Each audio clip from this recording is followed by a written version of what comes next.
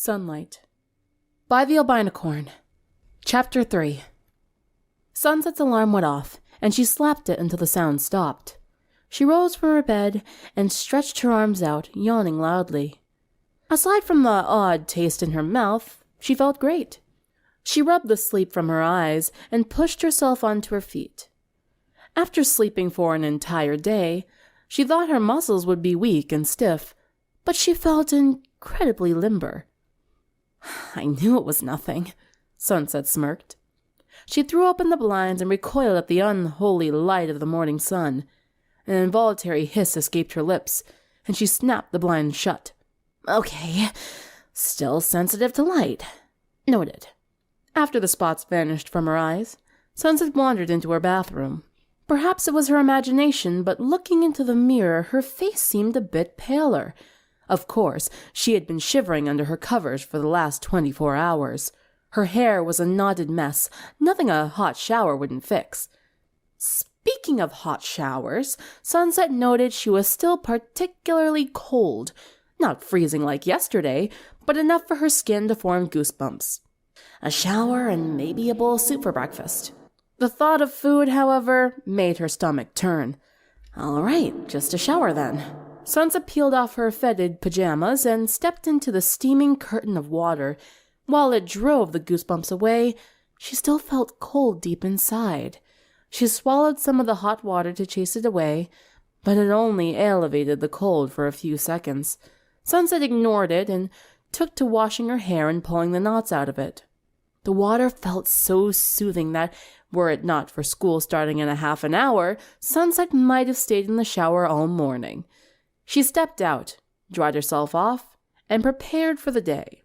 When she finished grooming and dressing, she stepped over to the window and carefully pulled the curtain back. A large group of clouds had blocked out the sun, making the light tolerable. Sunset still scrunched her nose. Perhaps she had just been inside too long and needed to slowly get readjusted. Either way, she hoped the clouds would keep the sun covered for a while. She gathered her school supplies together and slung her bag over her shoulder. Before she stepped into the kitchen, she poked under her bed for the bat. Nothing. Sunset scratched her head, wondering how it could have gotten free. The shoe box was one thing. How did it get out of the apartment? Sunset shrugged. It wasn't her problem now. She paused in the kitchen, trying to determine if she was hungry. Her stomach made an unpleasant flop again at the thought of food. So Sunset went on her way. The muted light still made Sunset shield her eyes. She waited a few minutes to see if her eyes would adjust. If anything, the longer she stood outside, the more they seemed to burn. She ran back inside and grabbed the sunglasses she kept in her drawer. They had been a little gift from Flash when they had gone to the beach. Though Sunset had only worn them one time, she wasn't sure why. They were pretty stylish. Sunset slipped them on and the light became bearable again. Checking her phone, she found that she had 20 minutes left until the first bell, and rushed to her bike. Perhaps it was the spike of adrenaline she had from realizing she might be late, but Sunset felt like she had practically glided down the stairs and across the pavement to her parking spot. It couldn't have taken her more than 5 seconds. Whatever. She started her motorcycle and raced down the road. 10 minutes later, she arrived at the school parking lot, having gotten lucky with the stoplights. With the first bell imminent, students were beginning to flock inside the building. Sunset followed the crowd and broke off to her locker to put away her books. The locker next to hers belonged to Octavia Melody, who was currently rummaging through it with a sullen expression. "Hi, Octavia," Sunset said with a friendly wave. "You look upset. Is something wrong?" Octavia managed a weak smile, then rubbed her puffy red eyes. "Good morning, Sunset. I've just had a long night. My father was sent to the hospital yesterday." Sunset's heart missed a beat. "Oh no! Is he all right?" "They said he should be fine. Thankfully." Octavia slipped a book into her bag and closed her locker. "It's just, they aren't sure what happened to him. Last night he went to take the garbage out. Then he took too long to come back. My mother went to check on him and found him laying in the alley of our house, unconscious. They said he just had a dramatic drop in blood levels, but they can't figure out what caused it." Sunset finished putting her books away. "That's weird." Octavia nodded. She leaned in and dropped her voice to a whisper. "It gets weirder. While we were at the hospital, 3 more people were rushed in under similar circumstances. They were found all with extremely low blood levels. Closing her locker, Sunset fixed her eyes on Octavia's neck. Definitely freaky. She could almost see the blood rushing through Octavia's jugular, flowing at a heightened speed. She was still nervous, concerned about her father's well-being. The vein twitched every third word. Sunset had stopped listening, though. Be positive, in fair shape. Great circulation. Sunset mouthed saliva a little. Perhaps skipping breakfast had been a bad idea. Now she was hungry. The bell rang. Its shrill cry shook Sunset back into the present. Octavia was walking away, waving goodbye. Sunset raised her hand, flashing an uncertain smile. Her mind seemed a little hazy. What had Octavia been saying a few seconds ago? Sunset rubbed her forehead. Her mind seemed to have blanked out for a whole minute. Maybe I should have taken an extra day off. Well, she was here now. Might as well push through. She stopped to get a drink from the fountain. It didn't do too much to quench her parched throat. Nice shade, Sunset! Sunset set her tray of food down next to Rainbow's. What are you... Sunset reached up and pulled her sunglasses off, squinting at the sharp contrast. She pushed them back on and sighed. Right. My eyes are still really sensitive to light, I guess. Twilight sat down next to Sunset, her hair back in its bun. Well, I'm glad you're feeling better. The fact that you're up and at school is quite a turnaround from yesterday. Yeah, besides the light and constantly being thirsty, I feel great. Sunset looked down at her lunch food, and her stomach twisted into a knot. I also don't seem to have an appetite. She pushed her plate away. Rarity tittered and set her fork down. I know what it's like to be on the tail end of sickness, dear, but you must eat something. Sunset pulled the bowl of salad close to her and speared some lettuce onto her fork. Her stomach churned as she brought it close to her mouth. Touching her tongue to the leafy greens, her stomach heaved, and Sunset violently gagged. Can't do it, she said, covering her mouth. Pinky snatched the plate away. Yay! More for me! Rarity narrowed her eyes. You could show a little more sympathy, Pinky. She's not going to get her appetite back, Pinky said with a mouthful of salad. Sunset took a long draught from her water bottle and sighed. Well, the good news is I'm getting better. By tomorrow, I'm sure I'll be starving. I told you it was nothing to worry about. Twilight cupped an apple in her hand. I still think you should be more careful in the future. What if it's really something serious next time? I'll cross that bridge when I get there, Sunset said nonchalantly. From the corner of her eye, she saw Twilight poke her bottom lip out. It was such an adorable pout. Sunset couldn't help but laugh. I promise, Twi. I'll consult a doctor next time something serious happens.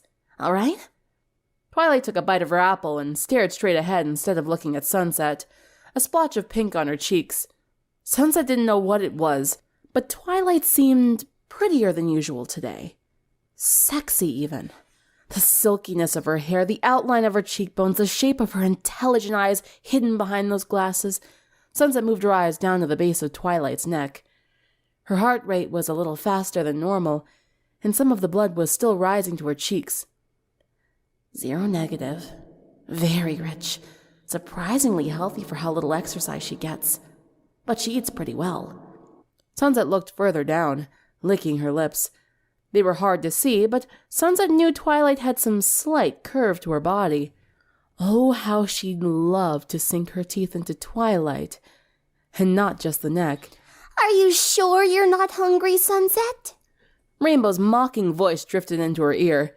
Sunset jolted upright. What happened? Everyone around the table was giving her various looks of amusement, while Twilight was now looking in the complete opposite direction of Sunset.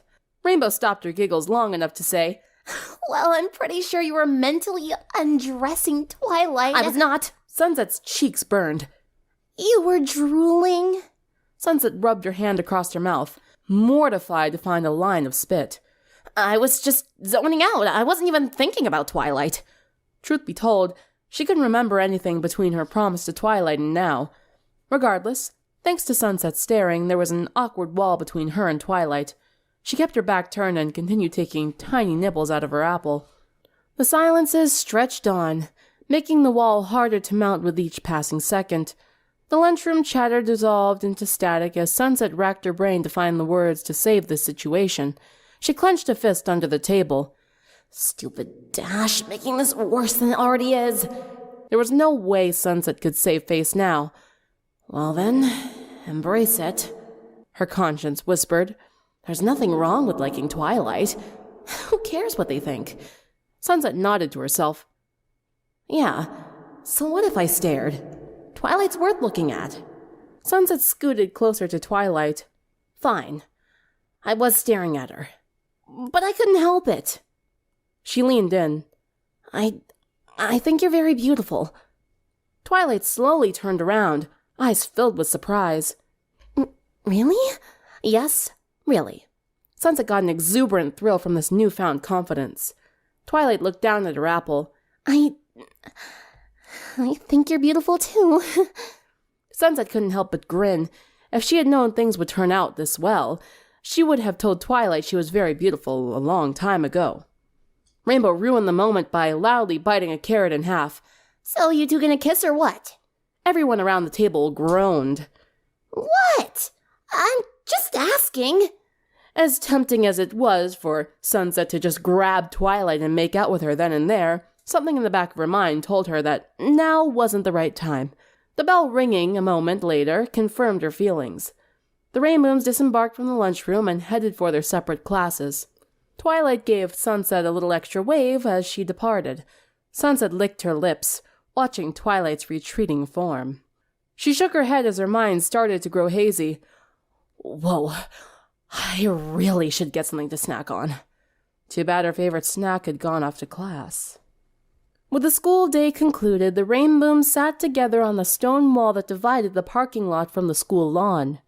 They each had a bottle of sweet apple acre cider in their hands as they watched the clouds roll over their heads. Sunset got an irritating itch every time the sun poked its head out. Twilight sat next to her, and it took all of Sunset's willpower not to tackle her to the ground. As much as she enjoyed this new surge of confidence, she wasn't sure she needed the desires that came with it. Pinky tossed the rest of hers back and belched loudly. Excuse me. Rarity waved her hand. Indeed. So, guess what I heard in math today? It's super spooky. Rainbow took a large gulp of her soda. Let me guess. Some people are in the hospital because they randomly lost a lot of blood. Pinky gasped. Dashi! You're a psychic and you didn't tell me? No, I just heard it from Cloud Chaser. Flitter was one of the people admitted to the hospital last night. Fluttershy almost dropped her bottle. Oh no! Is she gonna be okay? I hope so. I've never seen Cloud Chaser so upset. Sunset leaned forward so she could see Rainbow at the other end of the wall. Well, the same thing happened to Octavia's dad, and she said he should be fine. She stared into her empty bottle. Still, this is really weird. I say it was a vampire, Pinky exclaimed. Sunset rolled her eyes. Pinky, I told you, vampires don't exist. Rainbow stuck her hand up. Yeah, and I called BS on that, remember? Yes, Magic Pony Girl can't say things that are only a myth. I stand by what I said, that there are no vampires in this world, and I'm nearly positive there's none in Equestria. We have a lot of mythical things, but not vampires. Pinky put her hands on her hips, trying to look serious. Well, what else could have done it? Sunset rubbed her neck, passing over the tiny teeth mark. A very hungry bat. Fluttershy cocked her head. You mean the one that you said bit you? Sure, I mean, maybe it's just weird and wants human blood. Fluttershy tapped her fingers together. Well, I suppose it's not out of the realm of possibility, but I'm still wondering why a bat is here in Canterlot in the first place. Applejack sipped her drink and said, Someone's idea of an exotic pet? Every head turned to Pinky. Hey, it wasn't me! She held her hands up. Besides, you know I take good care of Gummy. He never leaves my side. She reached into her hair and pulled out the baby alligator. See? Twilight's jaw nearly hit the ground. You have a pet alligator? And you keep him in your hair? Sunset put a hand on her shoulder. Let it go, Twi. You'll live longer. But... Sunset placed a finger on Twilight's lips. Trust me. She let it linger there for a moment before slowly pulling away. Anyways, Applejack cut in, if there is an aggressive bat flying around and feeding on people, should we do something about it? The sun peeked out from the clouds again, and Sunset hid her face behind her arm. Unless it's sucking souls out of people, it's a problem for animal control, not us. What are we, the magic police now? Rainbow asked. Oh my gosh. Pinkie jumped up and stood on the wall. We could totally be superheroes. By day, we're your ordinary high school rock band. But by night, we're hunting down magical creatures and artifacts and saving the world from evil. Applejack pulled her down. No more sugar or Sailor Moon for you. Time kept slipping away until the sky was orange with the dying glow of the sun. A car pulled into the parking lot and Twilight hopped off the wall. That's my dad. I'll see you girls tomorrow. She paused and gave an extra wave to Sunset before getting into the car. Sunset waved back. Her arm felt sluggish, as did the rest of her. Her skin was red from her persistent scratching, and she was even thirstier than before she drank the cider. She climbed down the wall, stumbling as she landed. I think it's time for me to go too. Still feeling kind of out of it. Pinkie leaned forward, narrowing her eyes and pursing her lips together. Are you sure you're just sick, Sunset? Sunset slapped her forehead. Yes, Pinkie, just because I got bit by a bat doesn't mean I'm a vampire. You watch too much television. No, I watch just enough. That's why I've got my eyes on you. She pointed to hers, then to Sunset's, then back to hers. Good night, girls. Sunset waved to the rest of them. Good night, Sunset, they chanted. Sunset hopped off her bike and took off down the street, wincing when the sun came out again. She's just got you paranoid now. Just because you got sick after a bat bit you and you're a little sensitive to light doesn't mean you've suddenly become a vampire. The rational part of her brain knew she was right. The half that thrived on magic still had some doubt, however. But magic or not, a bat can't turn you into a monster. Even if there is some magical residue leaking into this world, that doesn't mean every fairy tale creature is going to pop into existence. Sunset nodded. She just needed another night of rest, and she'd be back to normal. Sweet nectar. Sunset ran her tongue across her mouth, sipping up every stray drop of blood. It ran down her throat, finally quenching the unbearable thirst that she had struggled with all day. She felt revitalized, energized. She still felt thirsty. The man laying on the ground before her had been delicious, a constant jogger out for a night run. His foolishness was Sunset's meal. He hadn't put up much of a resistance when Sunset got her teeth into him. Then again, none of them did. She walked across the open field of the park, enjoying the refreshing night air. So many smells dancing on the wind, it almost covered up the succulent aroma of blood. Her nose twitched, finding a new target. People in this town were either very brave or very stupid to be wandering around outside at night. Sunset got a running start, then leapt into the air, gliding against the wind and over the trees. When she lost the cover of the trees, she ascended higher, silhouetting herself against the lovely moon. Canterlops spread out before her, an entire buffet of fresh blood, thousands of meals just waiting to be had. Speaking of meals, Sunset spotted her next targets. The two girls were parting ways in front of a music store. One of them Sunset recognized as Vinyl Scratch. She put her headphones on and stared down the street, grooving to her music. Sunset growled in excitement. If she was fast enough, perhaps she could catch both girls. She decided to start with Vinyl, following her from the rooftops. The rest of the street was empty, but Sunset waited until Vinyl neared an alleyway just to be safe. When Vinyl left the luminescent glow of a street lamp, Sunset dropped down onto the pavement, quieter than a feather. She drifted closer to Vinyl, slowly opening her mouth. Vinyl whipped around, taking a karate position before relaxing. Oh, it's you, Sunset. Had me scared for a sec. Sunset had her hands in her pockets, looking as casual as she could be. Sorry about that. Vinyl lifted her shades. You okay? You look kinda off. I guess I'm just a little thirsty. She pulled her lips into a smile. Wanna come get a soda with me? Kinda late, isn't it? I mean, we do have school tomorrow. Sunset took a step forward, her patient already wearing thin. Her eyes glowed bright red. I insist. 1 drink. Vinyl's eyes took on the same crimson shade, and her entire body relaxed. Yeah, sure, she droned. She allowed Sunset to take her hand and pull her into the alley. Keeping Vinyl tranced was harder than Sunset realized. She could feel her strength being sapped by the effort. Once they reached the end alley, she wasted no time in spinning around and plunging her fangs into Vinyl's neck, allowing the trance to break. Blood streamed into Sunset's mouth, its rich flavor and smooth texture dancing over her tongue before sliding down her throat. She'd compare it to fine wine if she had ever tasted it before. Vinyl moaned and went limp in Sunset's grasp. She occasionally tried to raise a hand to defend herself, but the more life force Sunset drained, the less Vinyl resisted. Sunset came up for air, blood dribbling down her chin and onto her shirt. She hadn't meant to suck as much as she did, but Vinyl had tasted so good, surprisingly better than the jogger. She now lay curled on the cold ground, barely breathing. Something itched in the back of Sunset's conscience, something telling her that this was wrong. Her overwhelming hunger quickly silenced it, but she did agree leaving Vinyl in the dark alley at night was a bad idea. A wide smirk revealed Sunset's fangs. She would drop Vinyl off in front of the hospital, and then, if she was careful, perhaps she could get some snacks for the road. The bat flapped through the night, still hungry. So far, it had fed on 5 rats, a squirrel, and a cat, but after being stuck in a box in a closet for a whole day, it needed more sustenance than that.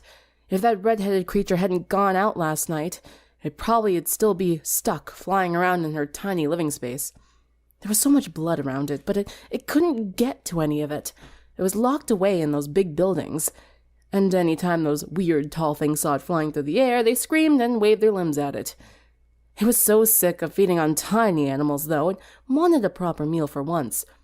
And the blood that came out of the red-haired creature had been the best thing it had ever tasted, even if it was just a sip. It wanted more of that, more blood from those weird bipedal creatures. It flew over the black dirt road laid out between 2 gray dirt roads, past dozens of identical-looking buildings. It screeched once, more out of frustration than navigation. The echo came back, bringing more of the same landscape. Wait, something was slightly off. It hovered in the air, peering into the moonlit night. It screeched again, delighted to find one of the buildings had a hole in it, like at the purple pointy castle. It flapped as fast as it could, smelling blood on the other side. Through the hole, the bat saw a light green-skinned creature curled beneath a bundle of soft, odd-colored leaves. She had hair that matched her skin tone, streaked with white. She rolled over, showing off her neck. The bat swooped in and landed on her shoulder. She stirred but did not wake. Finally, it could eat. Sunset hissed as her alarm went off again. She smacked it, hearing a loud crack and a cry of broken static. She looked up from her pillow, seeing the alarm broken in half.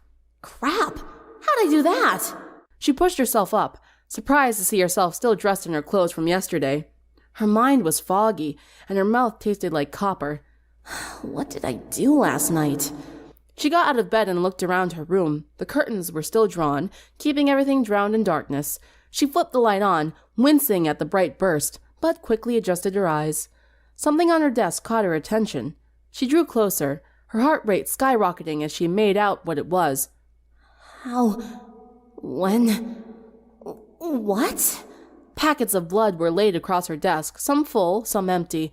With a shaky hand, she picked one up, watching the red fluid slosh around. A sharp hunger tore through her, and before she knew what she was doing, she tore the bag open and guzzled down its contents. She licked the excess blood from out of the pack, then tossed it away. Sunset stood, rigid, her eyes slowly coming back into focus. She looked down at her hands, flecked with drops of spilled blood. There was an urge to lick them off, an urge Sunset almost gave into. She began to hyperventilate, her eyes dilating as the full weight of her actions crashed down on her. She looked into the mirror, seeing dried blood on her shirt and fangs retracting into her mouth. No. This can't be happening. How? They don't exist. I can't be. Vampire.